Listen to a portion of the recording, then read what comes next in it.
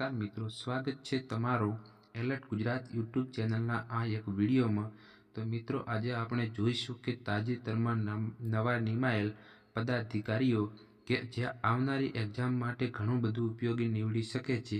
તો મિત્રો, વિડીયો છેક સુધી જોવા વિનંતી।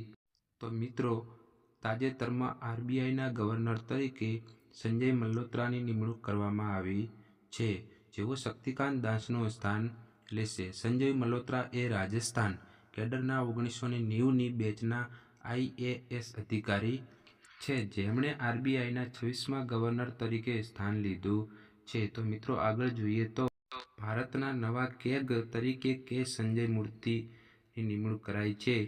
મિત્રો, રાષ્ટ્રપતિ દ્રૌપદી મુર્મુએ કે સંજય મૂર્તિને ભારતના નવા કમ્પ્ટ્રોલર એન્ડ ઓડિટર જનરલ એટલે કે કેગ તરીકે નિયુક્ત કર્યા છે, જેઓ ગિરીશચંદ્ર મુર્મુનું સ્થાન લેશે। કે સંજય મૂર્તિ એ 1989 બેચના IAS અધિકારી છે અને તેઓ આંધ્રપ્રદેશ કેડરના છે। અને મિત્રો, આગળ જોઈએ તો જીપીએસસીના નવા અધ્યક્ષ તરીકે હસમુખ પટેલની નિમણૂક કરાઈ છે। તાજેતરમાં આઈપીએસ હસમુખ પટેલની નિમણૂક જીપીએસસીના અધ્યક્ષ તરીકે કરાઈ છે, જેઓ અગાઉ પોલીસ ભરતી બોર્ડના અધ્યક્ષ હતા। તેમણે હાલ આઈપીએસ સેવામાંથી રાજીનામું આપ્યું છે, જેઓ ગુજરાત કેડરના 1993 બેચના અધિકારી છે। અને મિત્રો, અમેરિકાના રાષ્ટ્રપતિ તરીકે ડોનાલ્ડ ટ્રમ્પ એ અમેરિકાના 47મા રાષ્ટ્રપતિ બન્યા છે। તેઓ ભારતીય મૂળના કમલા હેરિસને હરાવીને રાષ્ટ્રપતિ બન્યા છે। તેમણે 279 ઇલેક્ટોરલ મત મળ્યા છે, જ્યારે કમલા હેરિસને 223 ઇલેક્ટોરલ વોટ મળ્યા છે। અમેરિકાની રાષ્ટ્રપતિની ચૂંટણી મિત્રો દર 4 વર્ષે યોજાય છે। તો મિત્રો, આગળ જોઈએ તો ભારતના નવા એરફોર્સ ચીફ અમરપ્રીત સિંહ એટલે કે મિત્રો માર્શલ અમરપ્રીત સિંહ વાયુસેનાના નવા વડા બન્યા છે, જેઓ વિવેકરામ ચૌધરીનું સ્થાન લીધું। તો મિત્રો, સાથે સાથે યાદ રાખો કે હાલમાં નૌકાદળના વડા દિનેશ કે ત્રિપાઠી છે, જ્યારે ભારતીય આર્મી એટલે કે થલ સેનાના વડા ઉપેન્દ્ર ત્રિવેદી છે।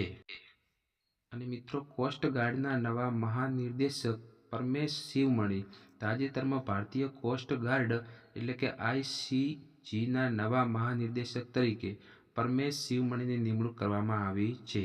તેઓ 26મા મહાનિર્દેશક તરીકે ફરજ બજાવે છે।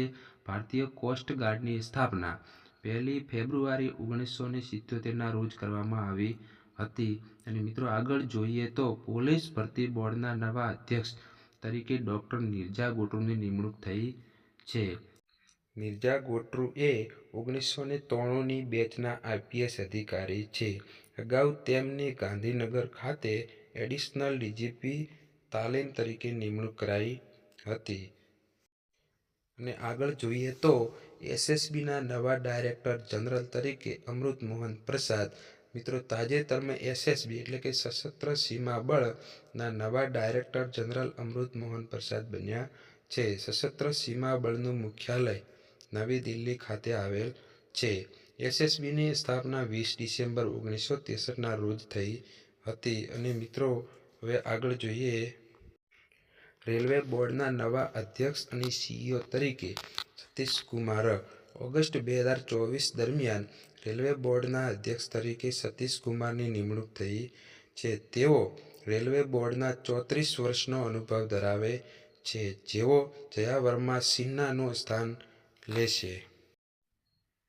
અને ભારતના નવા નાણાં સચિવ તુહિન કાંતા પાંડે મિત્રો તાજેતરમાં ભારત સરકાર દ્વારા નાણાં સચિવ તરીકે તુહિત કાંતા પાંડેની નિમણૂક કરવામાં આવી છે। તેઓ ટીવી સોમનાથનું સ્થાન લેશે।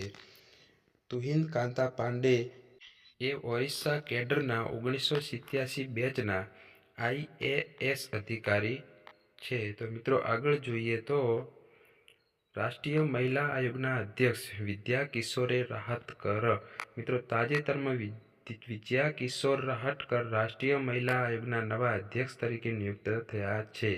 તેઓ રેખા શર્માનું સ્થાન લેશે।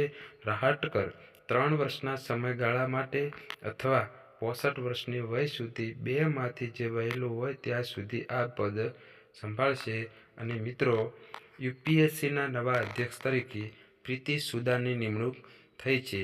તાજેતરમાં યુપીએસસીના નવા અધ્યક્ષ તરીકે પૂર્વ કેન્દ્રીય આરોગ્ય સચિવ IAS પ્રીતિ સુદાનની નિયુક્તિ થઈ છે. તેઓ કોવિડ-19 મહામારીમાં આરોગ્ય સચિવ હતા.